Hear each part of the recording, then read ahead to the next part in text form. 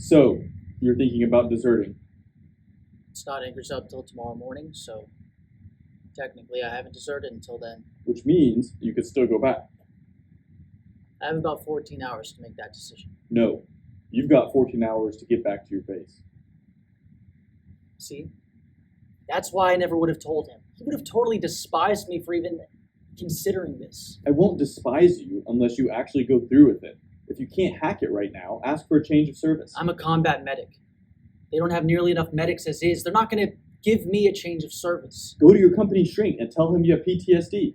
I'm not nearly crazy enough to pull that off. There's Marines over there that have completely lost their marbles.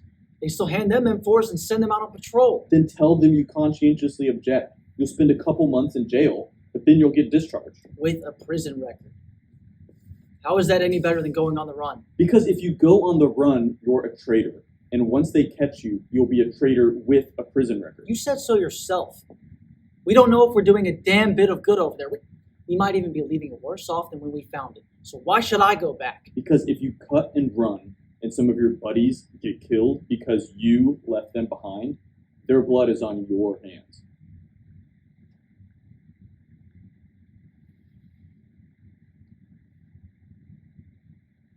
I keep having this dream of this poppy field we came across out near Helmand. For months, all any of us had seen were these white Toyota Helixes that were just buried in the dirt. But suddenly, we came over this hill, and everything was just so green. Well, I'd forgotten anything could be that green. Then this Lance Corporal that was out ahead of us, he got his leg blown off and he bled out before I could even get to him. It wasn't the worst thing any of us saw out there. Hell, it's far from the worst thing I saw out there, but it's all I can ever think about these days. But we came over that hill, suddenly it was all so green.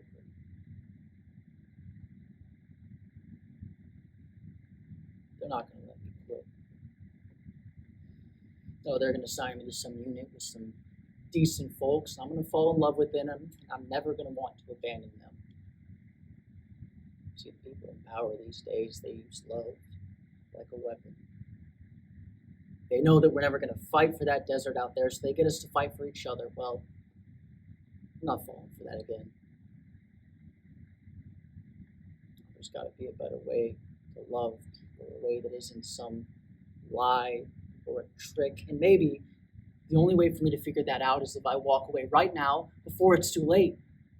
This is the hardest road you could possibly choose for yourself. It doesn't have to be anywhere near this hard. I barely laid eyes on you, and I can already tell you're a much braver soldier than I could ever be. You know, one thing the Navy taught me is that I don't have this bottomless supply of courage.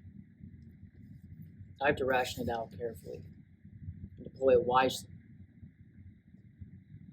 Truth is, this is probably the only hard thing I've ever had the strength to do.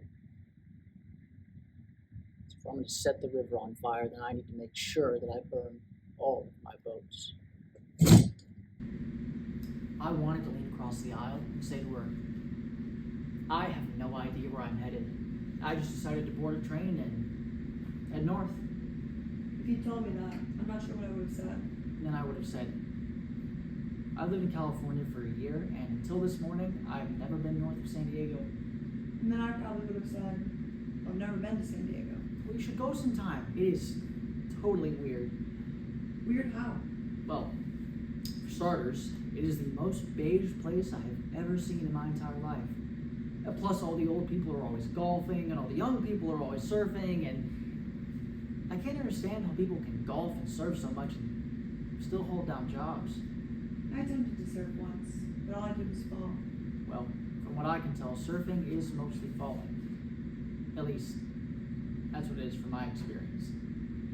Except, every now and then I can get balanced on the board for about 2 seconds before I wipe out. And for those 2 seconds, I actually feel like I've done something perfect in my pitiful excuse of a little life. It must be amazing to ride a wave for even 2 seconds. I'm more of an indoor girl. Museums and libraries. Well, then you would love this place called Balboa Park in San Diego.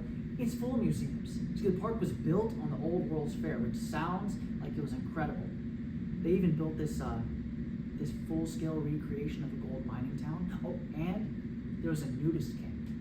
You used to be able to buy tickets and just sit in the bleachers and watch people strolling around, buck naked. I never knew the World's Fair got so wild. Yeah. Bummer is, over the past century, most of the buildings burned down or collapsed, so they had to rebuild all of them.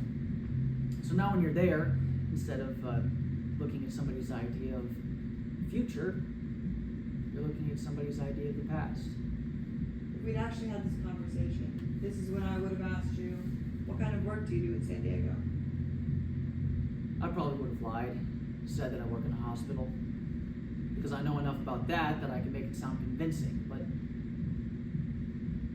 if I'd had the courage to tell you the truth, I would have said, well, until this morning, I was a medic in the Navy. Wait, you just got out of the Navy today? I'm stationed at the Naval Medical Center in Camp Pendleton. I have orders to deploy back to Afghanistan tomorrow morning. They've assigned me to a Marine unit in Bagram. But I don't want to fight over there anymore. So this morning I packed my knapsack and I headed over to the Oceanside Station. I got on the Pacific Surfliner Los Angeles, and I transferred to the Coast Starlight, and now I don't really know what happens next.